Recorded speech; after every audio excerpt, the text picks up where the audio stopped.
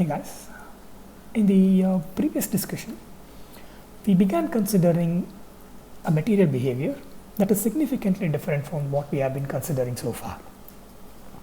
Now, in most of our discussion, we took a pacifistic approach wherein we allowed our material to get deformed and we studied this material behavior that rendered this permanent deformation in a mathematical framework. Now, in our previous discussion, we took rather a defensive approach wherein we attempted to ensure that our material is strong enough to withstand a permanent deformation. So this is what we tried to do in our previous discussion. And in order to achieve this sufficient degree of hardness, we took our material, that is the metallic rim, which we assumed to be made up of steel. We placed it in a container, packed it with carbon-rich material, increased the temperature of the container and held it for a prolonged period of time. We saw that when we do this process of packing our system with carbon-rich material and holding it at high temperature for a prolonged period of time, we saw that the carbon from the surrounding, because of the significant difference in the concentration, moves from the surrounding into our steel rim. So this consequently increases the hardness of our steel rim.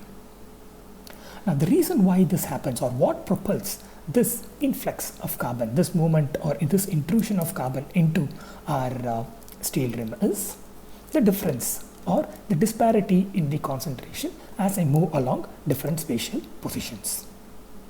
Now we saw that there is also, in our previous discussion, that there is also a huge relevance when we place this entire material behavior in a mathematical framework and then when we try to solve it. So when we try to solve that, when we place this, or when we try to understand this in a theoretical way and try to solve this material behavior, ultimately we end up having an expression that tells us how our concentration varies with time and position.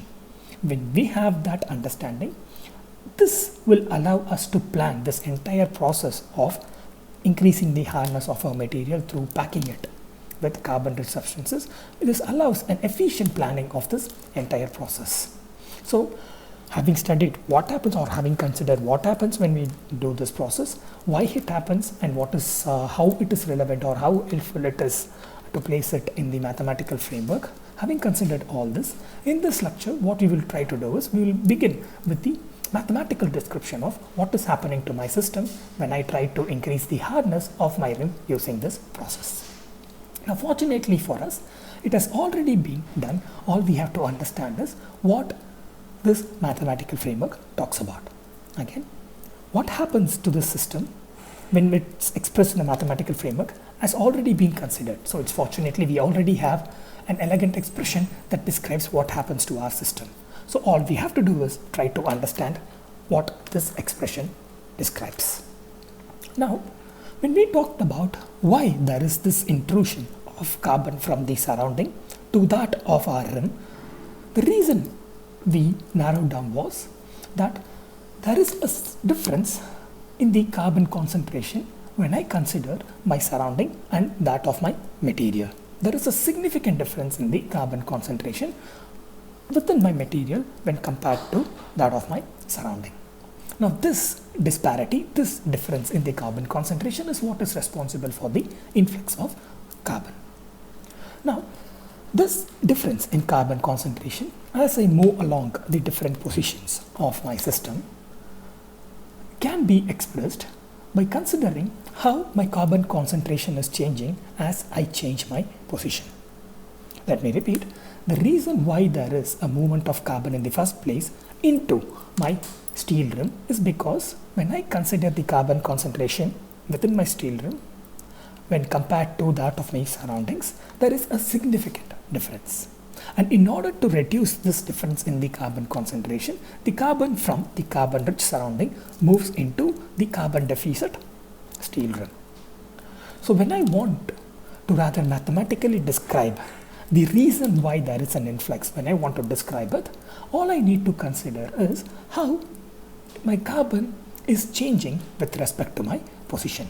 And if I consider a three-dimensional system, my position can be described by using in the framework of Cartesian coordinates through three coordinates x, Y, and Z. So when I say that my carbon concentration is changing with respect to my position, the difference in my position can be, or my position can be defined by X, Y, and Z in a Cartesian coordinate.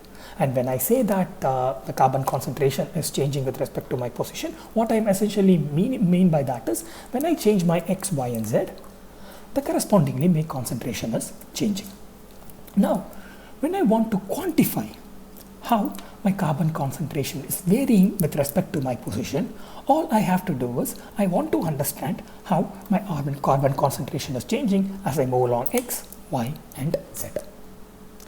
So when I say there is an intrusion of carbon into my steel rim because there is a difference in the carbon concentration depending on my position, what I essentially mean by that is, this intrusion, the amount of carbon that gets into my system, is rather depends on how much difference there is in the concentration when I move across the different position.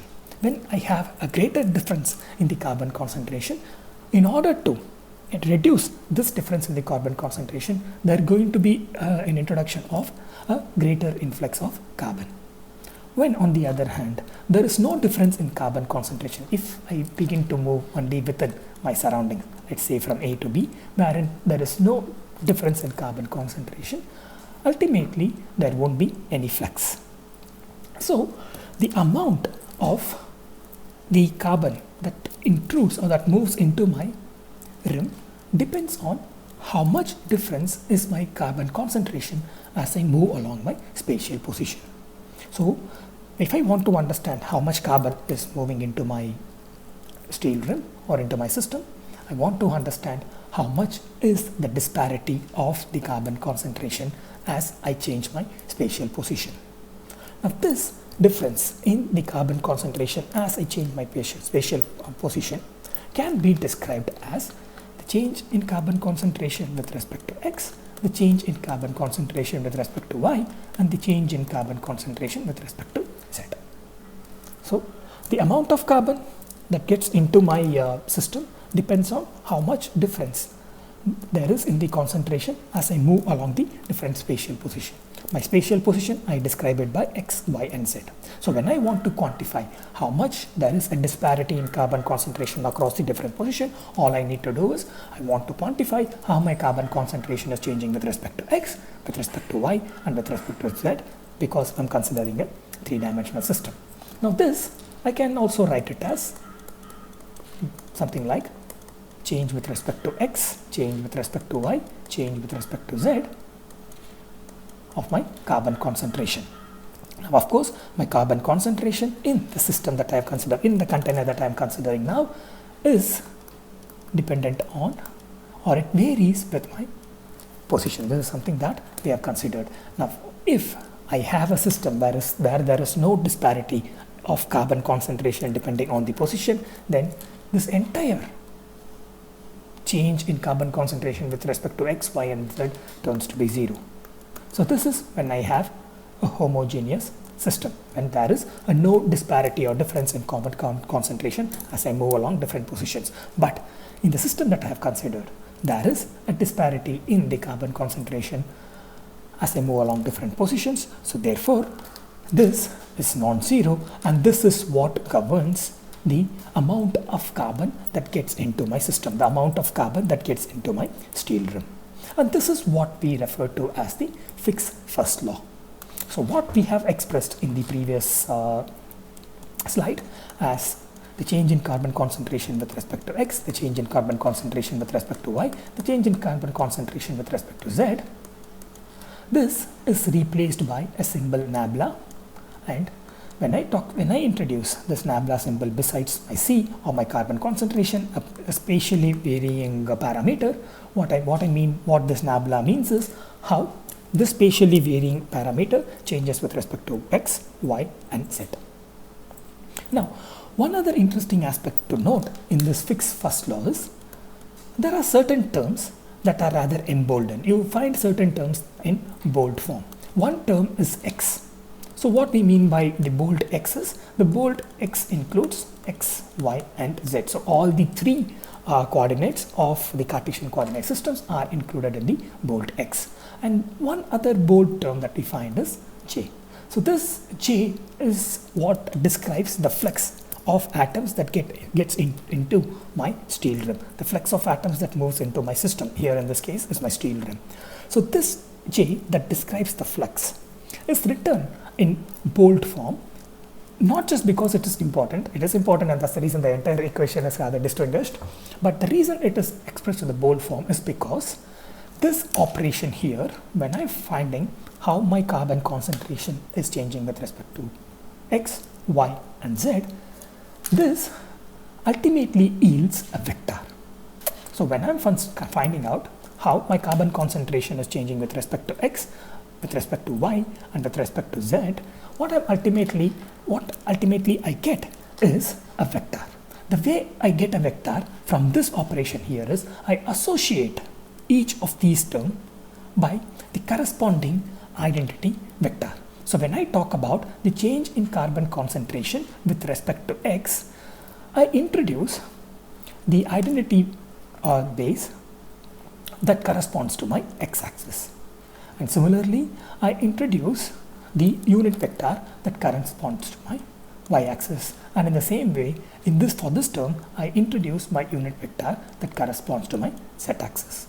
So in addition to considering how my concentration is changing with respect to X, how my concentration is changing with respect to Y, and how my concentration is changing with respect to Z, in addition to considering that, I'm associating each of these change with the corresponding unit vectors of that direction. So when I'm considering X, Y and Z, so essentially I'm considering the change in my concentration with respect to my Cartesian coordinate system X, Y and Z. So when I'm considering how my concentration is changing with respect to X, I'm introducing a unit vector that corresponds to my X direction. When I'm considering how my concentration is changing with respect to Y, I'm introducing a unit vector that corresponds to my Y direction. And similarly, when I'm considering how my carbon concentration is changing with respect to my Z axis, then I'm introducing the unit vector that corresponds to my Z direction. So ultimately, it's just not how the carbon concentration is changing with respect to my different position. It also has a vector component associated with it. So ultimately, this term is a vector. So one way of writing this operation would be using a column matrix wherein I have the change with respect to X, change with respect to Y and change with respect to Z. So this, considering the change in concentration or any spatially varying parameter with respect to Y, X, Y and Z, depending on what we describe or which framework we describe the position, and associating the corresponding unit vector to it, this is what we refer to as the gradient of the parameter. So what gradient of the parameter essentially talks about is how my parameter is changing with respect to X, Y and Z, with respect to my different spatial position that is described by X, Y and Z in this case. And it also is associated with the corresponding unit vectors of the X, Y and Z axis. Now ultimately, then what I have is the gradient of my concentration here is a vector, and this gradient of concentration is what primarily governs the amount or the flux of, or the movement of, flux is nothing but the coordinated movement of carbon atoms into my system. So when I pack my steel rim in a carbon-rich environment, there is a coordinated movement of carbon. There is a movement of carbon atoms into my system. And this is governed by the difference in the concentration across different positions. Now, when my carbon atoms move, they move in a specific direction. And this direction is dictated by how much my carbon is changing with respect to my X, how much is my carbon is changing with respect to my Y, and how much is my carbon is changing with respect to my Z. So ultimately, my flux here, the J that describes the flux, is the vector, and that vector notation comes from the gradient of my concentration. And this here is a constant, we refer to it as diffusivity. So the diffusivity is a constant. My flux is proportional to how my carbon concentration is changing with respect to different position.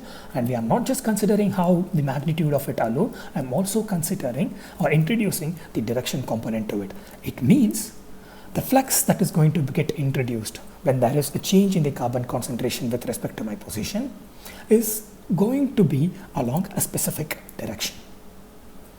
Since the gradient of my concentration is going to yield a vector, and vector has both magnitude and direction, the flux that is introduced because of the gradient in the concentration is now going to assume a specific direction.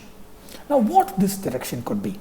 Let's consider the flux that is introduced as a consequence of this gradient can be expressed as AI plus BJ and CK. If this is the flux that is introduced as a consequence of the difference in the gradient in concentration.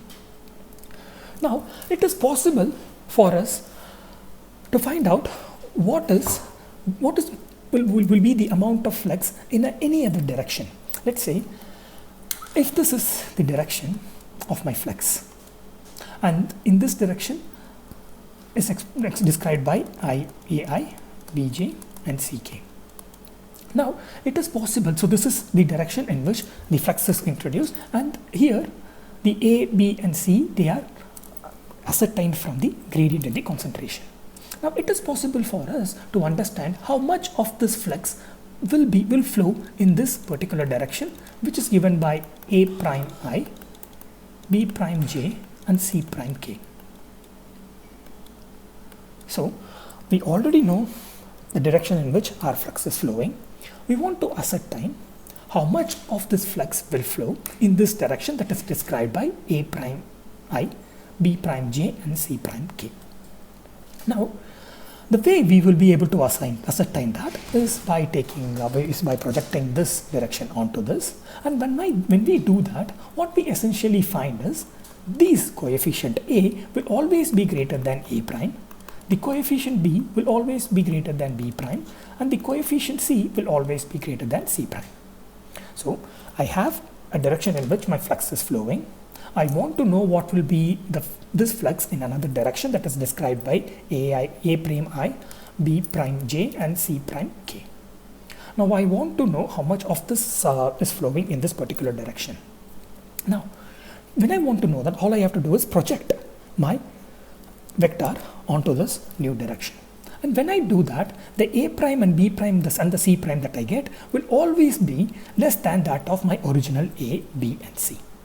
Now this A, B, and C are nothing but the change in concentration with respect to my X, the change in concentration with respect to my Y, and my change in concentration with respect to Z. So what I ideally find is, or what I essentially find is, when my A, B, and C are always greater than that of A prime, B prime, and C prime. This A prime, B prime, and C prime could be any direction, but they are always less than that of my original A, B, and C. So what it essentially means is, my direction of my flux is the direction wherein there is a significant change, or where there is a maximum difference in the concentration. If I say my A is the maximum when compared to all the other direction, in this A, what A describes is the maximum difference in the concentration along that X. And when I say my B is maximum when compared to all the other direction, so in that way, this describes the maximum difference along that with respect to Y. When I say that the C is the greatest when compared to all the corresponding coefficients of all the other direction, what I mean by that is my concentration is significantly varying with respect to X in that way. So what I have is, I have a maximum change in the concentration, a maximum difference in the concentration along this Z direction. So what it essentially means is, when I say that there is a flux that is introduced by gradient, and this gradient allows the flux to move in a specific direction, what this direction means is, along this direction there is the maximum disparity or the maximum change in the concentration. My flux, when it flows, it assumes a direction or flows in the direction wherein there is a maximum change in the concentration.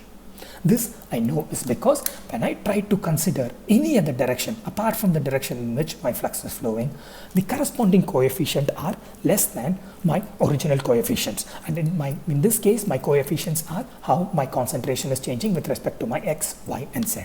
So what it essentially means is the original direction of my flux is the direction along which my concentration change is the maximum. In any other direction, the concentration change is lower than that of my direction in which my flux is flowing. So what I essentially have, or what the Fick's first law essentially states is, when there is a difference in concentration depending on the spatial position, there is going to be a flux that is getting introduced. And this flux is a vector, meaning it's going to have a specific magnitude and it's going to have a direction. The flux assumes a vector notation because the gradient that we take to quantify the change in the concentration with respect to spatial position is a vector. And the direction that this vector indicates is the direction across which the change in the concentration assumes the maximum value, wherein the direction is one wherein we can observe the significant change in the concentration as we move along. So this is what the first law of, or Fick's first law indicates. There is a negative sign here.